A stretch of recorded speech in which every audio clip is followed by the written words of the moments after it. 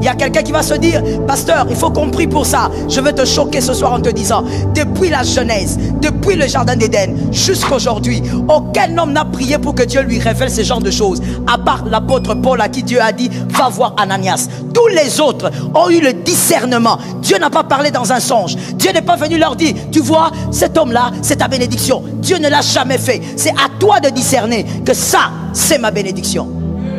Donne-moi 3 amens.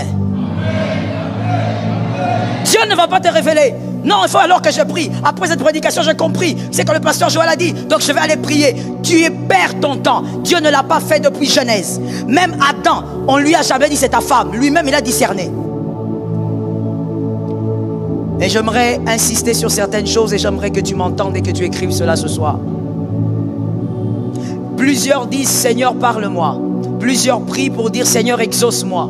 Dieu ne peut pas réagir à ta prière s'il a déjà agi. Dieu ne réagit pas à une prière lorsqu'il a déjà agi. Lorsque Dieu agit, il place les hommes autour de vous. Certaines prières, la réponse de ces prières, ce sont les hommes que Dieu a placés dans votre destinée. Je suis d'accord avec toi. David ne pouvait pas dire à Dieu, délivre-moi de la mort d'entre les mains de Saül. Dieu n'allait pas le faire. Parce que la personne qui doit délivrer David, c'est Jonathan. C'est une prière stérile, c'est une prière morte. Que quelqu'un me dise la prière elle est stérile. Je n'entends pas. Dis-moi la prière elle est stérile. David ne peut pas dire à Dieu, délivre-moi de la main de Saül. Dieu ne va pas réagir à cette prière parce qu'il a déjà agi. Et quelle est l'action de Dieu? Il a placé Jonathan. Naomi ne peut pas, Ruth plutôt ne peut pas dire à Dieu, Seigneur, donne-moi un meilleur mariage. Dieu n'exaucera pas cette prière. Dieu a mis une personne à côté d'elle pour qu'elle vive un meilleur mariage. Je veux que tu dises à quelqu'un, écoute ce qu'on dit ce soir. Dieu ne réagit pas à ce genre de prière.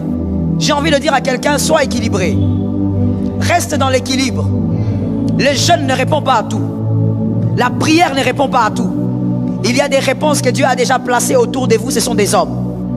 Est-ce que quelqu'un m'entend? Lorsqu'on ne maîtrise pas ces choses, on devient un chrétien stressé, on devient un chrétien aigri, on devient un chrétien dépressif. Pourquoi? Parce que tu crois que Dieu répond, Dieu réagit à tout par la prière. C'est faux. Certaines réponses sont humaines.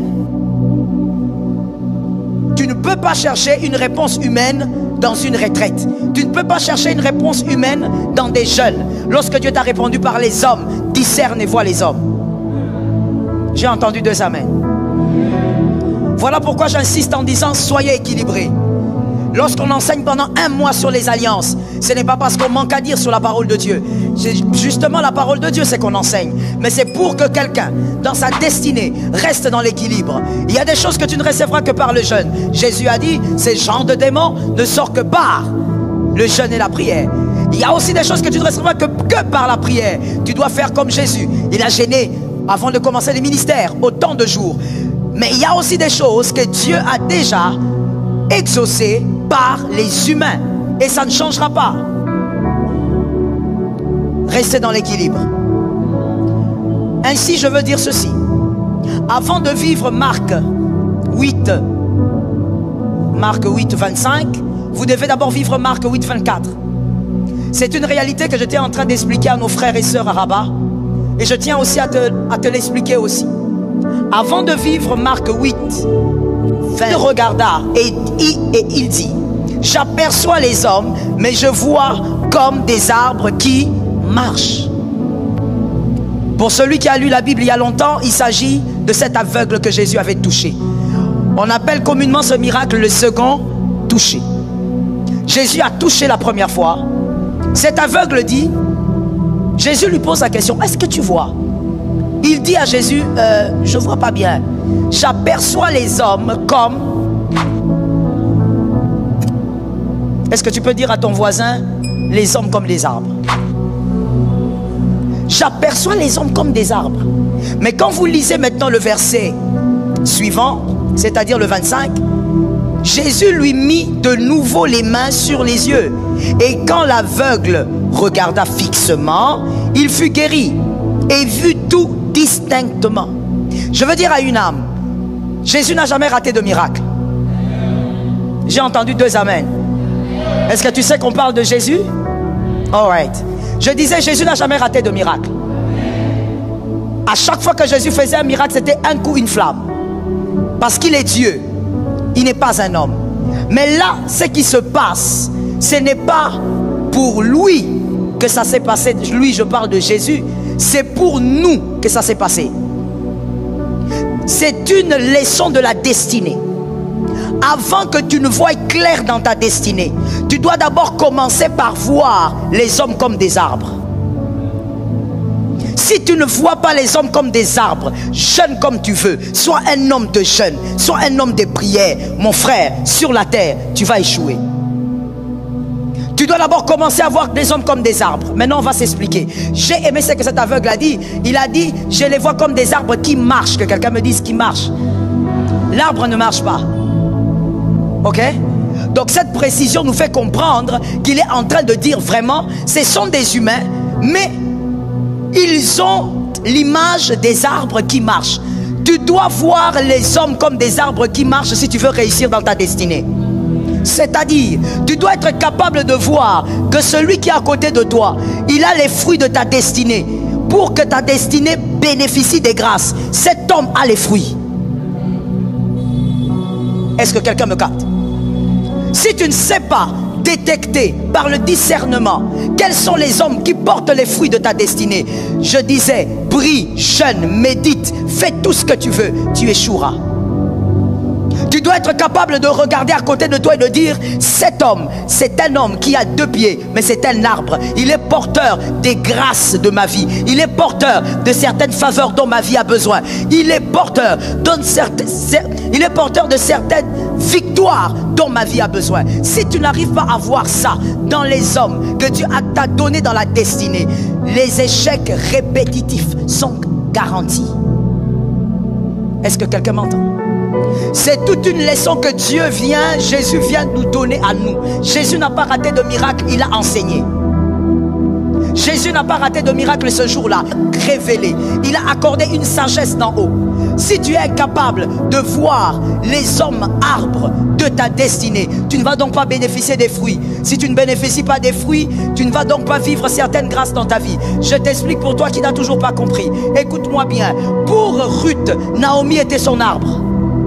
C'est grâce aux fruits que Naomi avait produits que Ruth a pu se marier. Voilà pourquoi à un moment donné, la même Naomi qui avait dit je n'ai rien, elle a dit à un autre moment je te donne le repos. Un arbre reste un arbre, il donnera les fruits. Est-ce que quelqu'un m'entend bien? Lorsque tu vois les hommes de la destinée comme des arbres, même si aujourd'hui ils ne donnent pas des fruits, demain ils en donneront. Est-ce que quelqu'un a commencé à capter? Tu ne peux pas voir clair dans une destinée. Tu ne peux pas évoluer dans un domaine quelconque de ta vie si tu n'as pas encore localisé les hommes arbres de ta vie. Avant de voir clair, comme cet aveugle l'a dit, maintenant je vois distinctement. Avant de voir distinctement, quels sont les hommes que Dieu t'a donnés. Je veux vous dire une chose, parce que ce n'est pas le sujet d'aujourd'hui, c'est mon introduction. Je veux vous dire une chose. Un homme arbre, Dieu peut te donner un homme arbre porteur des fruits de ta destinée, avec qui tu dois parler pendant seulement 5 minutes dans toute ta vie. Tu vas lui parler seulement pendant 5 minutes, mais les 5 minutes bouleversent ta vie. Et vous vous séparez, vous n'allez plus jamais vous revoir.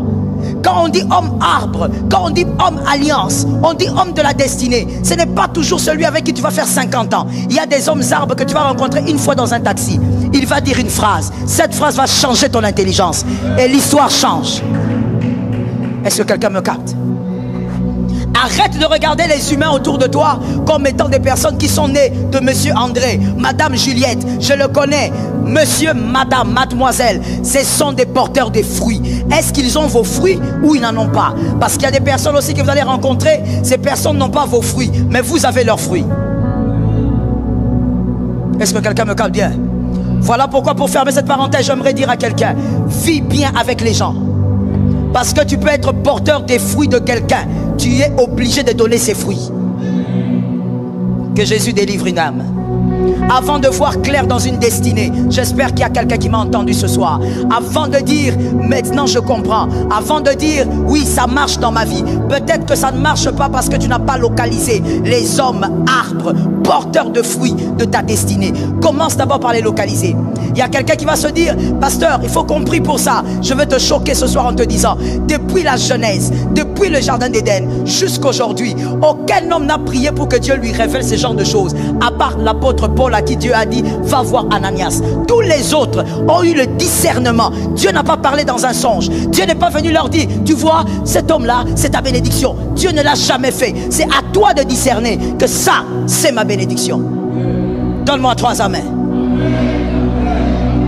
Dieu ne va pas te révéler. Non, il faut alors que je prie. Après cette prédication, j'ai compris. C'est que le pasteur Joël a dit. Donc je vais aller prier. Tu perds ton temps. Dieu ne l'a pas fait depuis Genèse. Même Adam, on lui a jamais dit c'est ta femme. Lui-même, il a discerné.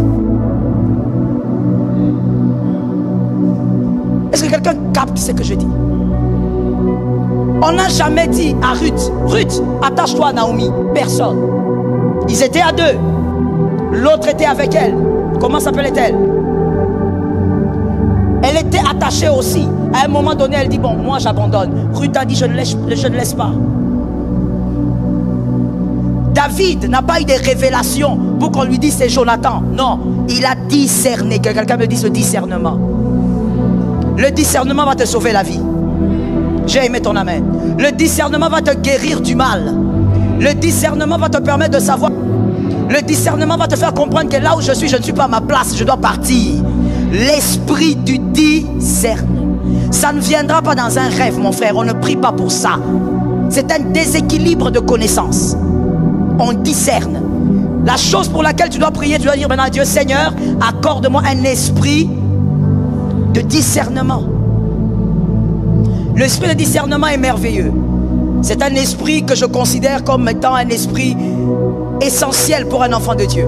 Parce que l'esprit de discernement va te faire comprendre que ce qui est faible aujourd'hui deviendra fort. Sois patient, reste là. Ça, c'est l'esprit de discernement. C'est l'esprit de discernement qui va te faire comprendre que là où il n'y a pas d'eau, l'eau peut sortir d'en dessous. Sois patient. L'esprit de discernement. Le contraire de l'esprit de discernement, c'est l'ignorance, l'agitation. Ça t'amène à courir là où tu dois t'asseoir. Au nom de Jésus, que cette malédiction tombe. Là où tu dois courir, cours. Là où tu dois courir, ne t'assieds jamais. Est-ce que quelqu'un entend l'esprit parler à l'église? Quelqu'un entend l'esprit parler à l'église? Là où tu dois courir, je dis cours, ne t'assieds pas. Là où tu dois marcher, marche, ne dandine pas. Là où tu dois t'asseoir, assieds-toi et ne marche pas. C'est comme ça que Jésus a dit à Marthe, tu t'agites beaucoup. Marie a choisi la bonne part. Mais comment choisir la bonne part? Le discernement. Que quelqu'un mette ta main sur sa tête et dit, Seigneur, accorde-moi le discernement. Que Jésus